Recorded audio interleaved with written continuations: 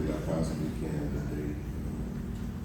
I'm going to go ahead and let you know this is probably one of my longer manuscripts. I'm going to just read fast. The letter of 1 Corinthians. 1 Corinthians, looking at chapter 3.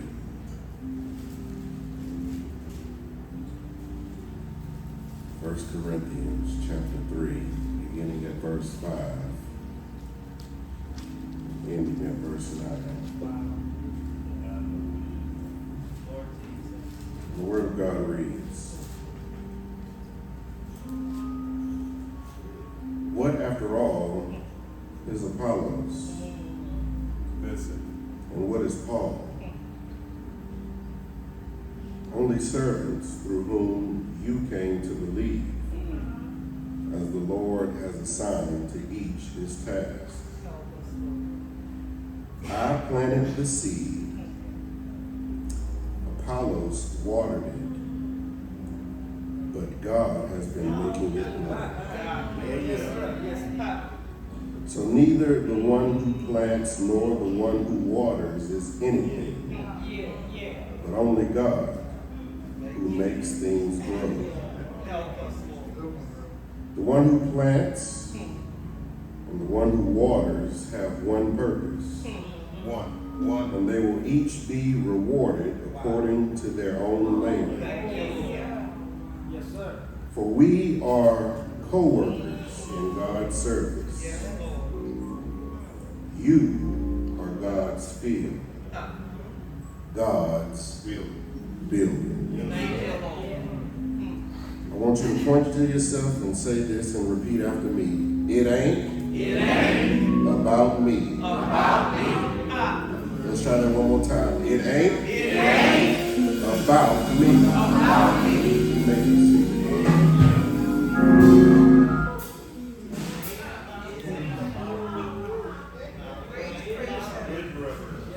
Sometimes you got to point to yourself, look in the mirror, do whatever it is that you need to do to remind yourself that whatever you do for the kingdom, it ain't about you.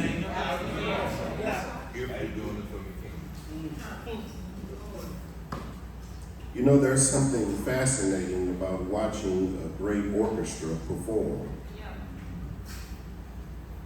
Before the concert ever begins, the stage is filled with musicians. There are violinists, there are cellists, trumpet players, percussionists, and musicians holding instruments that some of us probably couldn't even name if we tried to. Now, every person on that stage has spent years perfecting their craft. They've spent hours learning their instrument and preparing for that one moment. But then the lights begin to dim, the room grows quiet, and one person walks onto the stage, the conductor. The conductor stands in the most prominent position in the room. Their name is usually the name that's printed on the program. The audience applauds when they walk onto the stage. And every musician watches them, and throughout the performance, the attention of the room continually comes back to them. But you know, there's something unique, there's something interesting about a conductor. He never plays an instrument. He never touches the violin. He never blows the trumpet. He never strikes the drums. Yet, with the movement of his hands, he determines when the violin should come in, when the brass section should pull back, when the percussion should get louder, and when the entire orchestra should become quiet. Every musician has a different instrument, a different assignment, a different part to play in the orchestra. But somehow, under the direction of the conductor, all of those different sounds come together to make one beautiful piece of music. Then finally, after the final note has been played, the audience rises to its feet and begins to applaud. The conductor turns around from the podium and they take a bow. But if you watch closely, a good conductor doesn't just stand there and soak up the applause for themselves. They'll turn back towards the orchestra. They'll point towards the violins and they'll ask them to stand. They'll acknowledge the cellos. They'll recognize the brass section. They'll gesture toward the percussionists. Eventually, he motions for the entire orchestra to rise because the conductor understands something that everybody in the room needs to understand. Everybody had a part, but nobody was the entire performance. The violinist was necessary, but it wasn't all about the violin. The trumpet player was necessary, but it wasn't all about the trumpet. The percussionist was necessary, but it wasn't all about the percussionist. Every person on that stage had something important to contribute. But no single person could take credit for what everybody had accomplished together. Because no matter how gifted you are, no matter how important your part may be, and no matter how much applause you receive, you have to remember this. You're still just one part of the orchestra. In the text before us on today, we see a vivid reminder of this truth. Now, to understand what Paul is saying in 1 Corinthians chapter 3, you have to understand what was happening in the church at Corinth. Now, Paul had established the church and he had spent about 18 months ministering there. And after Paul leaves, then Apollos comes along. He's a gifted and eloquent preacher and he continues the work. Now, the problem was not that Paul and Apollos were competing with each other. Listen at this. The problem was that the people were comparing them to each other. Wow. Some people were saying, I follow Paul. While other people were saying, I follow Apollos. They had become so attached to their preferred preacher that their preferences were creating division in the church. Paul considered this behavior a sign of spiritual immaturity. Instead of celebrating the different ways God had used different people, the Corinthians were giving the servants more attention than the God that they served. So when Paul gets down to verse 5, he attempts to put everybody back in their proper place by asking, well, what then is Apollos? What exactly is a Paul? In other words, why are you making so much of a fuss about us? We're simply servants doing the work God has assigned us to do. And that's when Paul explains their roles. Paul says, look, I planted. Apollos watered. But God gave the increase. Paul started the work. Apollos continued the work. But God was responsible for the results.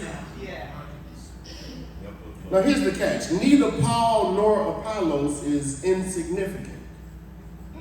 However, neither of them is ultimate as well. Here's what I mean. They were simply different workers fulfilling different assignments in something that belonged entirely to God. And I believe this text is tailored to teach us that while God may choose to use us, The work of God was never designed to center around us. Paul doesn't deny that, look, I had a role. He doesn't deny that Apollos had a role. Their gifts mattered. Their labor mattered. Their obedience mattered. Their contribution mattered. But although they mattered, they were not the point. Yes. In church, there's a difference between being important to the work and believing that the work is about you. Wow. Help us. There's a difference between God using you and God needing you. Wow. There's a difference between being gifted and between being the giver. You're preaching, brother. There's a difference between being the instrument and being the one who composes the music. And if we're not careful, we can become so accustomed to God using us that we begin to think that God cannot do anything without us. Help us. Help us. See, it's human nature. We like being needed. Yeah. Wow. Wow. Some of us are codependent. We like being needed. We like being appreciated. We like hearing somebody call our name. We like knowing that our contribution mattered. And there's nothing wrong with appreciating people. There's nothing wrong with honoring faithful service. There's nothing wrong with telling somebody, you know what, thank you for what you did. Yeah. But the problem comes when appreciation turns into adoration. Wow. When recognition morphs into worship. When we become so impressed with the person holding the instrument that we forget about the one who gave them the ability to play it. Wow. You preaching. And amazingly enough, sometimes the person holding the instrument can forget too. We start believing our own press. We start chewing on the bubble gum a little too long. We start thinking that because God used us, God needs us. We start thinking that because God gave us an assignment, that this assignment belongs to us. We start thinking that because something happened through our hands must have been responsible for making it happen. But Paul reminds us there's a difference between being used by God and actually being God. And so if there's one truth that governs everything that Paul is trying to say in these few verses, I believe it's this. It ain't about me. It's all about God. It ain't about my name. It ain't about my title. It ain't about my position. It ain't about how gifted I am. It ain't about how long I've been serving. It ain't about how many people who know who I am or how loudly people applaud when my name is called. It ain't about me. It's all about God. It ain't about me. Yeah. At the outset of the text, we see that Paul reminds us that I'm just the servant. That's the servant. But God is the master. Wow. Paul begins verse 5 by asking a rather interesting question. He says, what then is Apollos? What is a Paul? I love the way Paul frames the question because Paul refuses to participate in his own glorification. The Corinthians want to make Paul important, but Paul keeps making himself small. They want to put him up on a pedestal, but Paul keeps climbing down off the pedestal. They want to turn his name into a banner around which people can rally, and Paul says, look, you're making too much out of me. What is Paul? What is Apollos? Paul answers his own question when he says, well, we're servants. Yes. Nothing spectacular. That's it. We're servants. Paul, he doesn't call himself a celebrity. He doesn't call himself a superstar. He doesn't look at himself as the main attraction. He doesn't even call himself the reason the Corinthians believe. He says that he and Apollos are servants through whom you believe. Through whom. And that phrase, through whom, is important because it establishes the proper relationship between the servant and the source. They believed through Paul. They believed through Apollos. God used them as instruments, but neither one of them is the source. It's like this.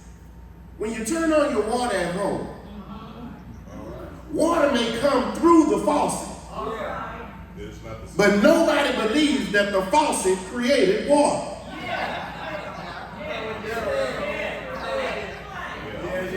Sunlight may shine through the window, but nobody praises the window for creating sunshine. A letter may come through the mail carrier, but you're smart enough to know that the mail carrier did not write the message. They were simply the means through which something reached you.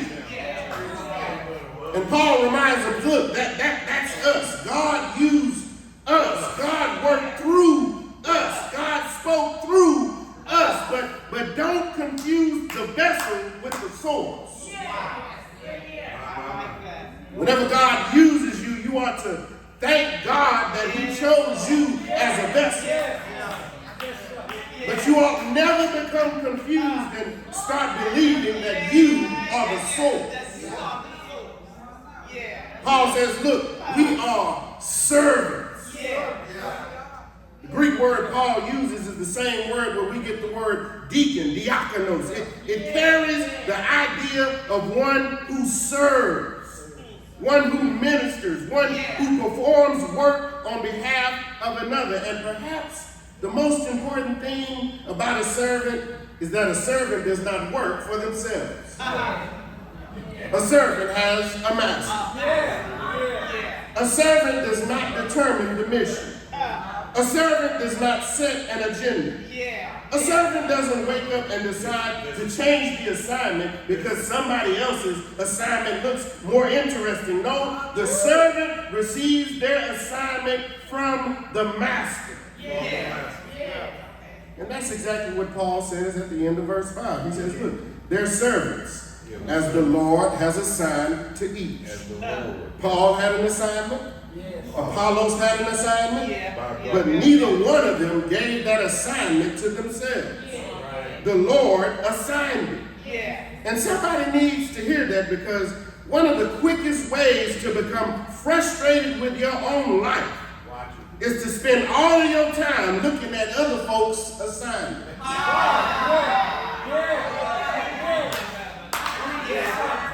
You'll never appreciate what God put in your hands while you're obsessed with what God put in somebody else's hands. Somebody else may have a bigger platform. They may have more resources. They may have a different gift. They may have a larger audience. They may get more recognition. Somebody else's assignment may even appear to be easier than yours. But the question is not, well, what did the master tell them to do? No, the question is, what did the master tell me to do?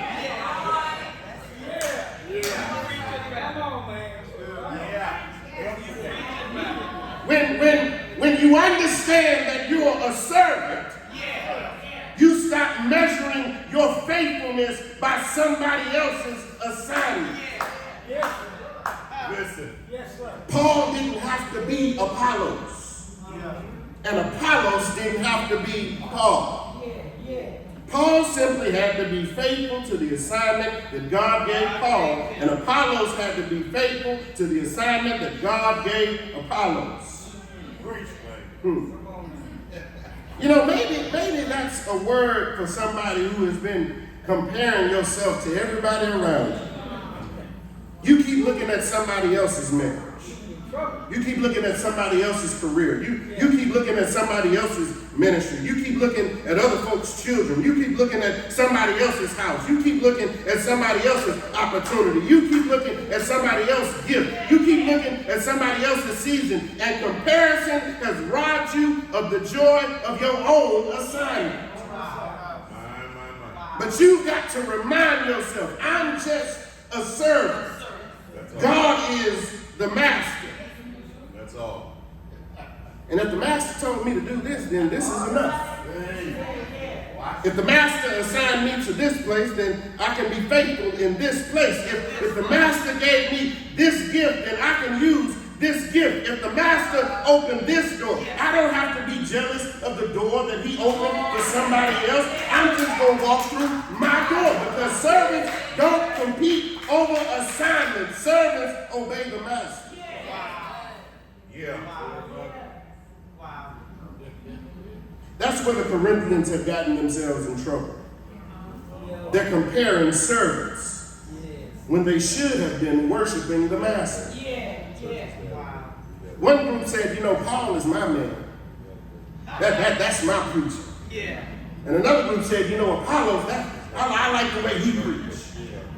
But Paul says, look, both of us do the same work of one master. And church, we've got to be careful about that same mentality, because, church folks can become territorial. Yeah. You preaching, brother. This is my ministry.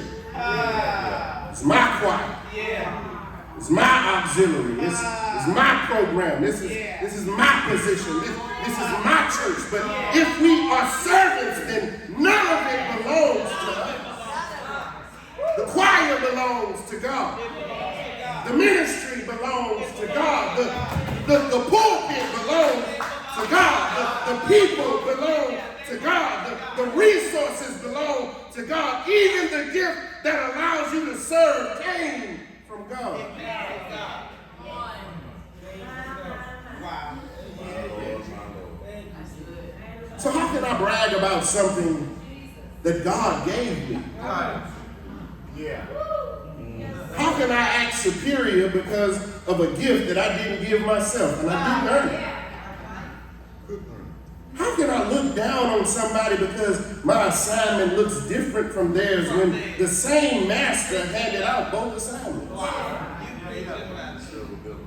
That's why humility is essential to Christian service. Wow. Humility doesn't mean that you're pretending that you're not gifted. Humility means that you remember where your gift came from. Humility doesn't mean that you're saying, I can't do anything. Humility says, whatever I can do, God gave me the ability to do it.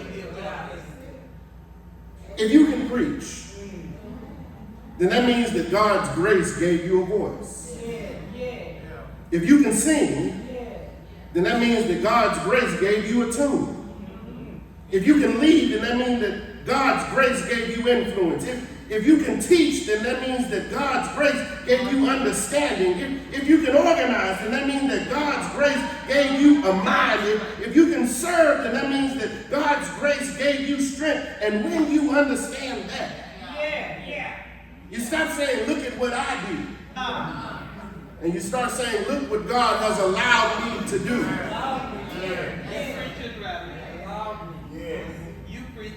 But there's another side of being a servant that we can't overlook. If I'm the servant and God is the master, then the bright side is I don't have to carry the pressure of being God. Some of us are exhausted because we've taken responsibility for things that were never included in our assignment.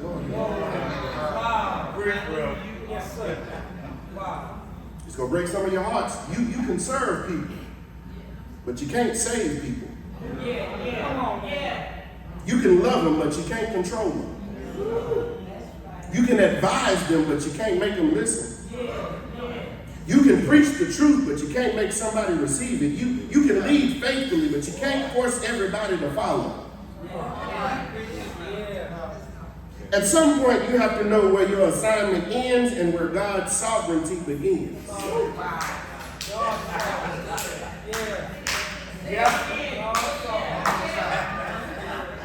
preaching better. You know, there's freedom in being able to say, you know what, Lord, that's above my pay grade. Lord, I'm just the servant. God, you're the master. You're the master. I'm going to do what you told me to do. I'm going to go where you told me to go. I'm going to say what you told me to say. I'm going to serve where you told me to serve. But after I've done all of that, after I've done what you've assigned me to do, God, I'm going to trust you to do everything that you can do. Because some stuff is just out of my control. When I was a school teacher, on the first day of school, I used to make my students trace their hand. And they'd have a hand on a blank piece of paper. And I'd tell them on the first day, hey, look, inside of the hand, I want you to write down everything that you have control of. They'd write down my attitude, the way I act in the hallway, my grades. I said, okay, that's good. Now, outside of the hand, I want you to write down everything that you don't have control of. My mama, daddy, whether this person likes me or not. You know, I think in church, maybe next Saturday, this is a good Saturday. Next Saturday, I want you to get out a piece of blank paper, and I want you to draw, place your hand. And then in the middle of your hand, I want you to write down, as it relates to church, what is it that you actually control? Whether I come or not, if I show up on time or not, if I serve in my ministry or not, if I use my gift or not, if I tithe or not, if I do what I'm asked to do or not, then outside of your hands, I want you to write down those things that you have no control over. Start by writing down my neighbor. Because you ain't got no control over what the person sitting next to you does. Whether the room is filled, you don't have control over that. Think about those things that you have control over and those things that you don't have control over. And here's the God's honest truth. When you learn to only worry about those things that are inside your hand and trust that God will deal with those things that are outside of your hand, it makes life that much easier. And I wonder if there's anybody who has lived long enough to discover that God has never led you wrong. Never. You didn't always understand the assignment. You didn't always like the assignment. Sometimes you ask God, why me? Why here? Why now? But after you walk with him for a while, you discover that God knew what he was doing, even when you didn't know what God was doing. So at the outset, Paul teaches us, look, I'm just the servant and God is the master. And if God is the master, then it ain't about me. It's all about God. But as Paul continues his argument, notice how the imagery begins to shift. He moves us from the relationship between a servant and his master, and he takes us out into the field. He literally says, look, I'm just the farmer, but God is the grower. I'm in the text. Paul says in verse 6, look, I planted, Apollos watered, but God gave the growth. I don't want us to move past those first two phrases too quickly because Paul acknowledges that both he and Apollos had real work to do. Paul says, look, I planted. That means Paul worked. And if you read the book of Acts, then you'll discover that Paul's ministry was anything but lazy and passive. Paul traveled, Paul preached, Paul taught, Paul endured persecution, Paul experienced rejection, Paul made sacrifices, and Paul spent approximately 18 months in Corinth preaching and teaching the word of God. Paul planted. But then he says, well, Apollos watered. That means Apollos worked too. Apollos came behind Paul and strengthened what had already been established. Paul had one responsibility and Apollos had another responsibility. It's different work, it's different seasons, it's different assignments, but it's the same field. Same field. And there's a lesson there because sometimes we make the mistake of believing that everybody has to contribute in the same way in order for their contribution to matter. But God's work requires different people doing different things at different times. Sometimes you're the planter. Sometimes you're the waterer. Sometimes God lets you start something that somebody else will finish. Sometimes God calls you to finish something that somebody else started. Sometimes God allows you to see the harvest, and sometimes your assignment is simply put the seed in the ground for a harvest you may never personally see. See, spiritual maturity is being able to rejoice regardless of which part God gives you. But the problem is everybody wants to work in harvest season.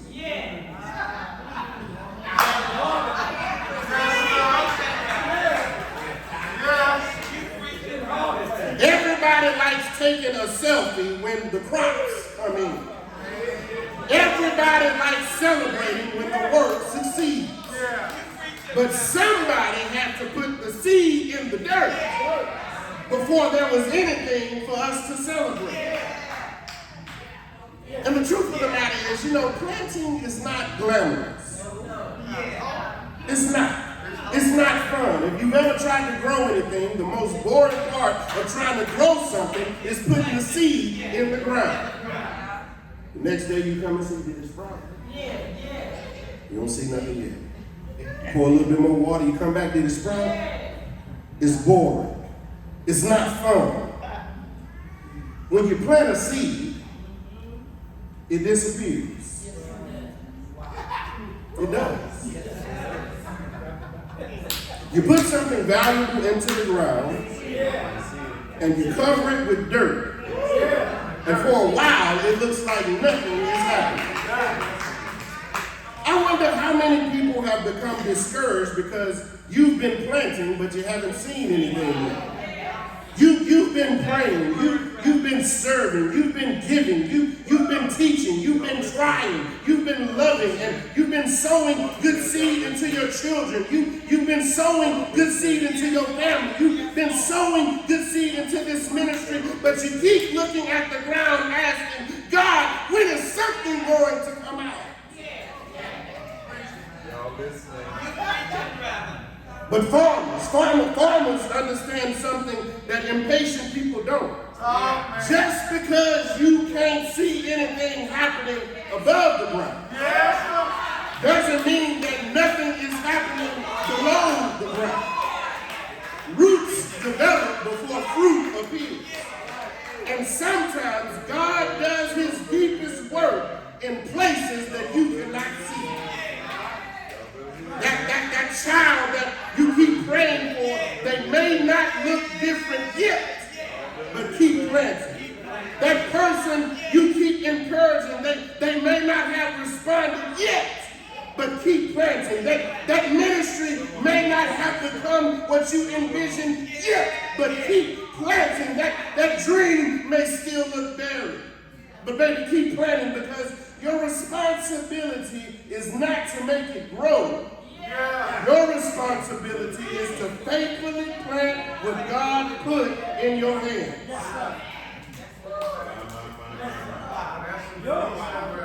But then Paul adds another phrase. He says, look, I planted, Apollos watered.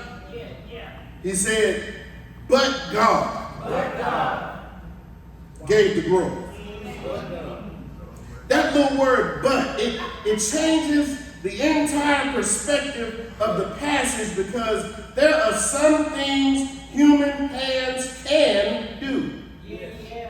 And then there are some things that only God's hands can do.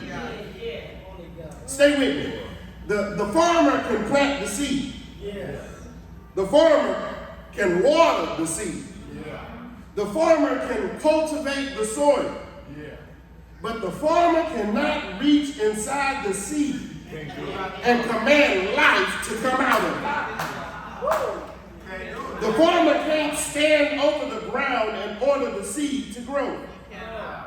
The farmer can create favorable conditions and perform their responsibility, but at some point, the farmer has to depend upon the power beyond themselves. And Paul says, that's exactly how ministry works. I can plant it, I can water it, but I can't grow it. Parents, you can teach your children right from wrong. You can pray over them.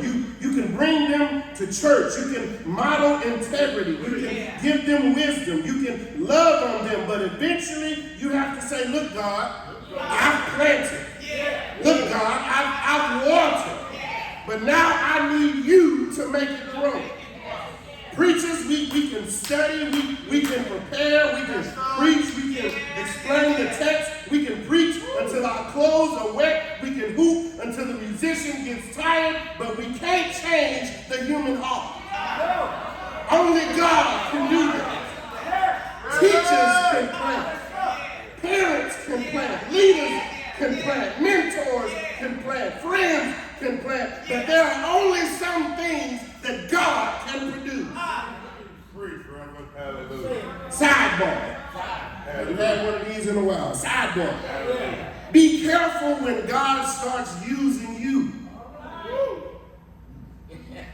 Verse 7 says, so neither the one who plants nor the one who waters is anything, but only God who gives the growth. Church, you have to be careful when God starts using you and people start applauding you.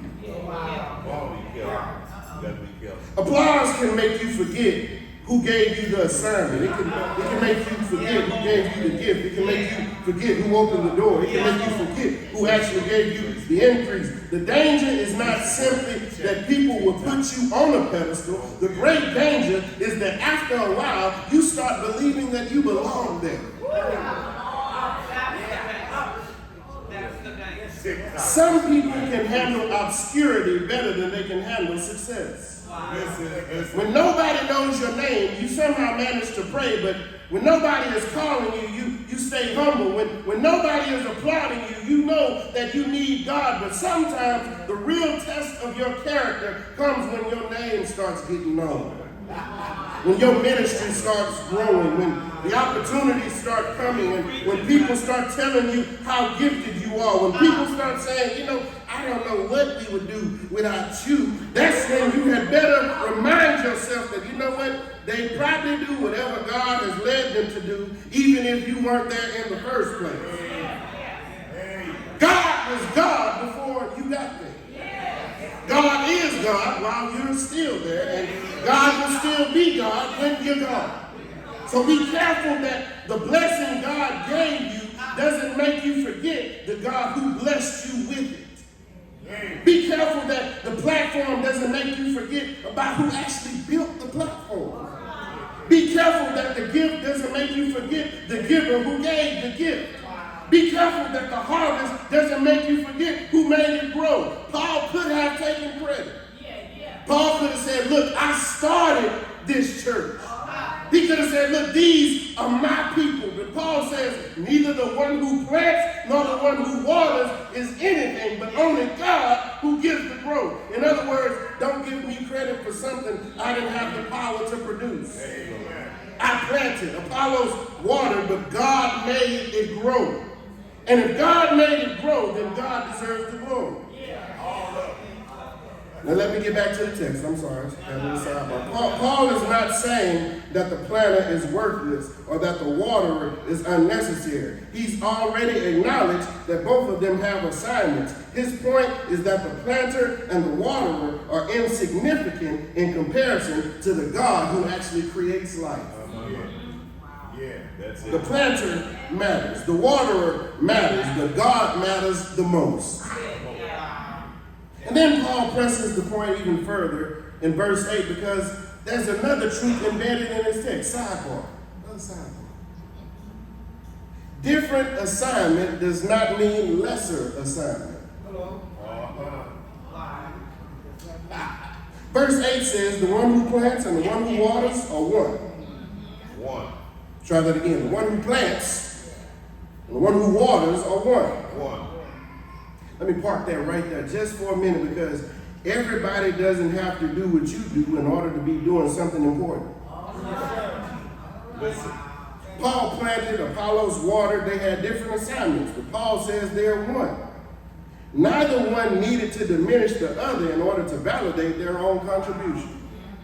And we need that word because sometimes we have a bad habit of measuring importance by visibility.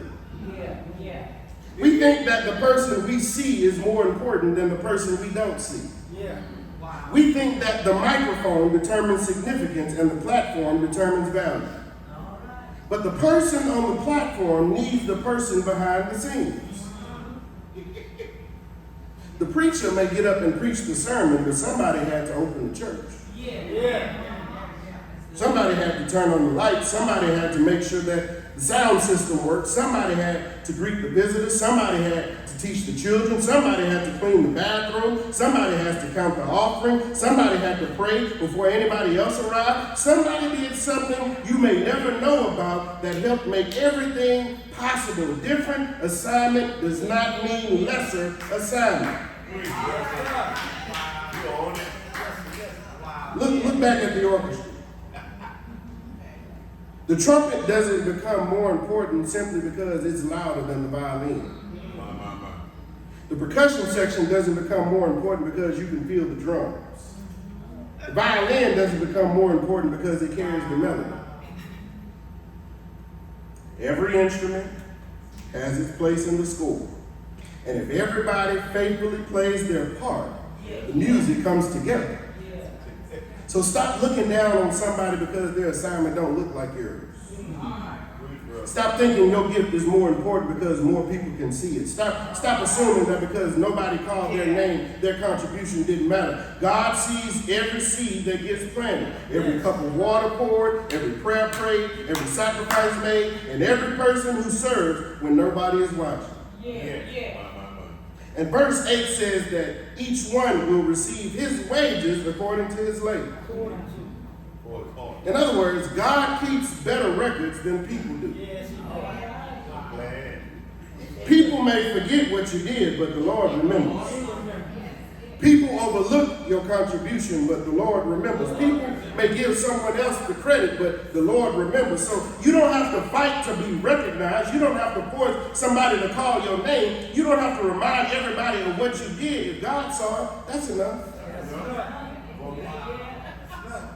And maybe that frees somebody on today because you've been carrying the weight of results and recognition. You've been blaming yourself because something has not grown as quickly as you expected. You've been wondering if your work matters because nobody seems to notice it. But Paul reminds us, you're the farmer. You're not the grower. Do your part. Plant good seed. Water faithfully. Tend the field God gave you. And then trust God with the harvest because while you're sleeping, God can still work underground. While you're sleeping, God can move on somebody's heart. While you're sleeping, God can arrange circumstances you can't arrange. He can open doors you can't open. He can make something grow you can never manufacture. So secondly, Paul teaches us, look, I'm just the farmer. God is the grower. And if God is the grower, then it ain't about me. That's all about God. Finally, as Paul brings this portion of his argument to a close, the imagery shifts one more time. He's shown us a servant who answers to a master. He's shown us farmers who are working in a field. And by the time Paul reaches verse 9, he places everything under the language of ownership. He says, for we are God's fellow workers. You are God's field. You're God's builder. Finally, Paul shows us, look, I'm just the worker. God is the owner. Notice how Paul keeps putting God's name on everything. God's fellow workers, God's field, God's builder. That repetition is not accidental. The Corinthians have been putting Paul's name on things. They've been putting Apollos' name on things. They've been putting Cephas' name on things. And Paul essentially says, look, take our names off of what belongs to God. It's not Paul's field. It's not Apollos' field. It's God's field. It's not Paul's building. It's not Apollos' building. It's God's building. And if it belongs to God, then we are not owners. We are workers. Anybody who has ever worked a job understands the difference between being an employee and being the owner. You may have responsibility, you may have authority, you may have people that you supervise, you may even have the keys to the building. You may have an office, you may have a title, but having keys does not mean you own the building. Having authority does not mean that you own the company. Having a title does not mean that the organization belongs to you. You are still a worker. And workers got to remember sometimes, look, who owns the place? You know, the problem comes when workers start acting like they're the boss. That's one of the biggest problems in church. God gives us responsibility, and after a while, we start acting like ownership came with responsibility. God lets you lead a ministry, and we start calling it my ministry. God let us pastor a church, and we start calling it my church. God lets you lead a little old song, and you start calling it my song. God lets you occupy a position, and you start calling it my position. But Paul says God's field. God's building, and if it belongs to God, then I have to handle it according to the owner's instructions. You cannot do whatever you want to do with somebody else's property. If somebody lets you borrow their car, you ought to treat it differently because it's not yours. It's their car. If somebody allows you to stay in their house, you ought to respect it because it isn't yours. It's their house. If somebody entrusts you with something valuable, you ought to handle it carefully because one day you got to give an account for what you did with their stuff. And everything we have ultimately belongs to God. Your life belongs to God. Your time belongs to God. Your talent belongs to God. Your resources belong to God. Your opportunities belong to God. Your ministry belongs to God. And if God owns it, then I'm simply a steward of what He's temporarily placed in my hands. That ought to change the way that you serve. Because if it were mine, I could do whatever I wanted to do with it. But since it's His, I have to ask what He wants. If it were my church, I could run it the way that I wanted it to. But since it's God's church, I have to seek God's will. If it were my life and it belonged entirely to me, I could live however I wanted to. But since it's God's life, then every day I ought to ask Him, owner, what do you want me to do with this life that you've given me? And understanding ownership also helps us to understand seasons, because anything God gives us, God has the right to reassign us. Positions change, seasons change, assignments change, opportunities change. Sometimes we struggle with transition because we've confused stewardship with ownership. When you think you own something, you fight anybody who tries to touch it. But when you understand that you're a steward, you realize your assignment may only be for a season. Paul had a season of planting. Apollos had a season of watering. But neither one of them owned Corinth. And because Paul did not own Corinth, Paul could leave Corinth. He could trust God to use Apollos because the church belongs to God before Apollos even gets there. While Apollos is there and after Apollos leaves. And there's freedom in knowing the work of God did not begin with you. And the work of God will not end with you. God was working before you got here. God is working while you're still here. And God will still be working when you're dead and gone. That's not an insult. That's freedom. Because if everything depends on me, then that means I can never rest. If everything depends on me, that means I can never leave. If everything depends on me, I can never trust anybody else. If everything depends on me, then that means I've got to hold everything together. But if God is the owner, I can faithfully work my ship and trust God with the next ship. Somebody was here before me and somebody will come after me. My responsibility is simply to be faithful while God has me here. You know, pastors come and go. Musicians come and go. Deacons come and go. Leaders come and go. Members come and go. Generations come and go. But God remains the same. And if the church is really God's church, it ought to be able to survive changes in workers because the owner never changes. Workers may change, but the owner remains the same. Workers may retire, but the owner remains the same.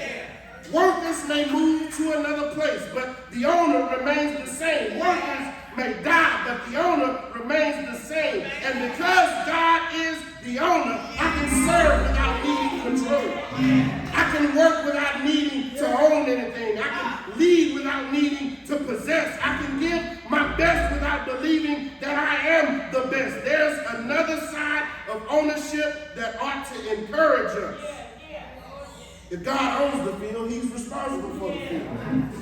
If God owns the building, then God is responsible for the building. If God owns the church, then God is responsible for the church.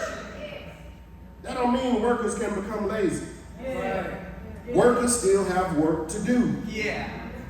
But it means we don't have to live in fear as though everything depends on us. See, you got to realize that the owner has resources that the worker doesn't have. The owner sees things that the worker doesn't see. The owner knows plans that the worker doesn't know. The owner possesses authority that the worker doesn't possess. So when I reach the limits of what I can do, I just call on the owner. When I don't know how the need is going to be met, I call on the owner. When I don't know what direction to take, I call on the owner. When the field is dry, I call on the owner. When the workers get tired, I call on the owner. And here's why. Because the owner has more invested in his property than I ever could. God cares more about this church than you do. God cares more about these people than you do. God cares more about his mission than you do. And if it belongs to him, you can trust him with it. I'm done. I'm going to my seat. But I felt like we needed that reminder. We did. Because oftentimes we get so caught up in the rigmarole of church that we forget that this is God's church. He's in charge of everything in it. And when you reach that point where you can tell yourself that, you know what, it ain't about me, it's about God, then you'll set yourself free. God bless you.